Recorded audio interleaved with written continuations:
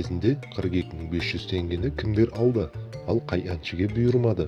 Эстрада жұлдыздарының өмірі үнемі ел назарында. Сондықтан да олар зәулім сарайда тұрып, қымбат көлік мініп, жарқырап жүруге тырысады. Шоу-бизнес өкілдерінің өмірі шынымен де ертегідей ме? Бұл туралы «Жұлдыздар жарқырайды» бағдарламасында айтылды. Карантинде табыссыз қалған жұлдыздар қалай күн көріп жатыр?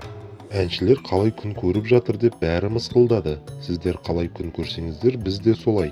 Бастысы басымыз аман, отбасымыз аман. Шетелге шығып жылдағыдай демалмасақ та, тоқырап қалған жоқпыз, дейді Жеңіс Ысқақова.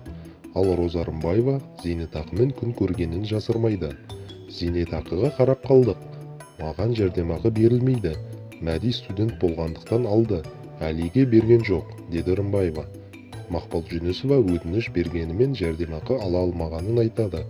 Мен өтініш бердім, бірақ бермеді. Мен жүргізушім бар. Оған 100 мың төлеймін. Барплатама 130 мың теңге берем. Бір әулет маған қарап отыр. Оның бәрі ақша, дейді халық әртісі. Әдетте тойда 7 мың долларлап қаламақы сұрайтын жұлдыздардың 42.500 теңгеге жармасқанын көпшілік құп көрмеді. Әншілердің қара халықтың ақшасымен таласқанын айтып, жерден алып жерге салды.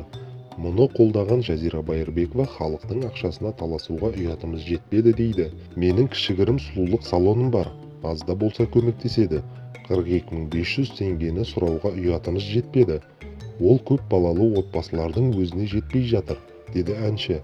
42.500 теңге алған әншілер арасында Қарақат Әбілдина, Бүркіт, Жігіттер тобының әншісі Бағлан Әбдірайымов, Серікбол Сайлаубек, Дәурен Айдарқұлов бар.